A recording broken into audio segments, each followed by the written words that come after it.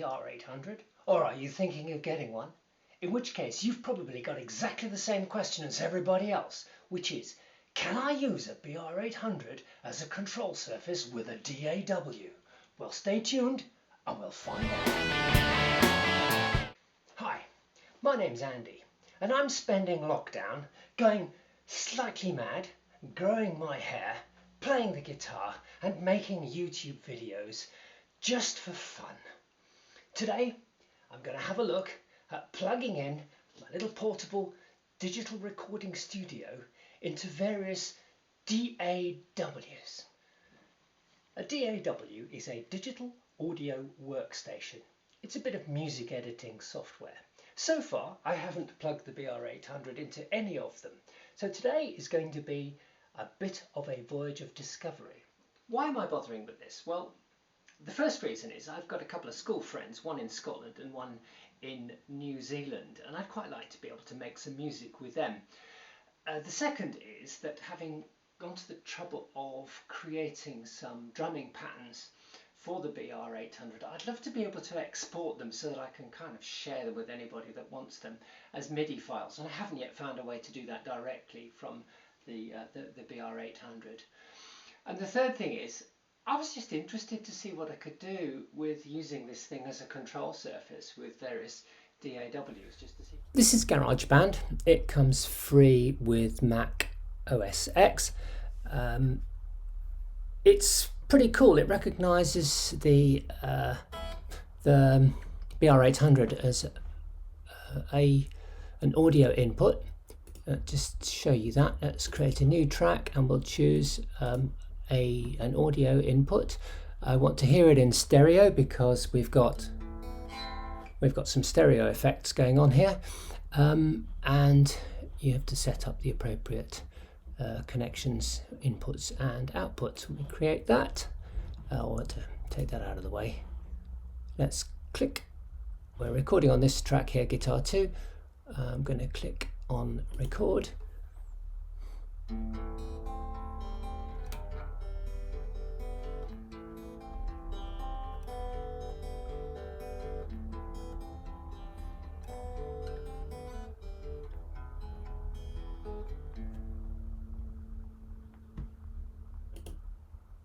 There we are.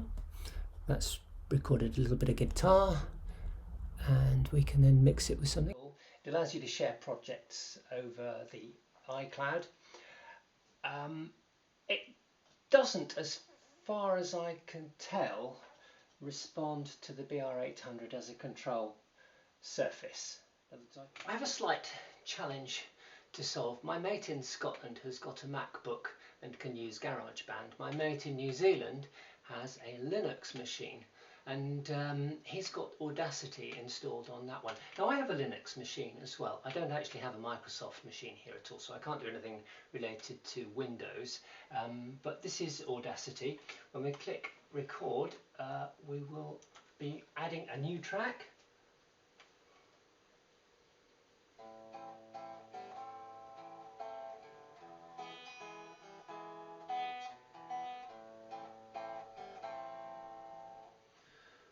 Audacity's pretty simple software. It's really effective and really quick and easy to use.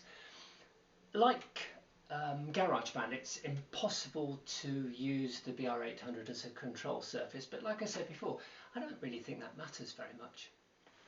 The next piece of software I took a look at was something called LMMS. It's Linux music making software or something like that. It does not do what I want at all. I can't record an instrument directly into LMMS using the BR800. In fact, I don't think it can record instruments at all. It's a way of creating virtual instruments. It has an impressive array of virtual instruments, but there's not really a way I can see of plugging in a real one. The final piece of DAW software that I have been looking at is something called Ardour, and that does accept input from the BR800, but it does throw me a little kind of warning when I start the start the software up, telling me that there's a bit of something to do with the memory that I need to fix.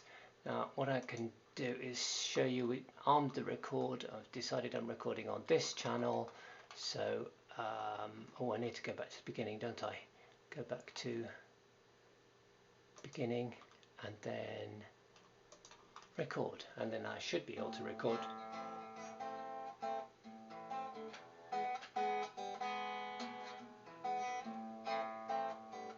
Well, you get the idea.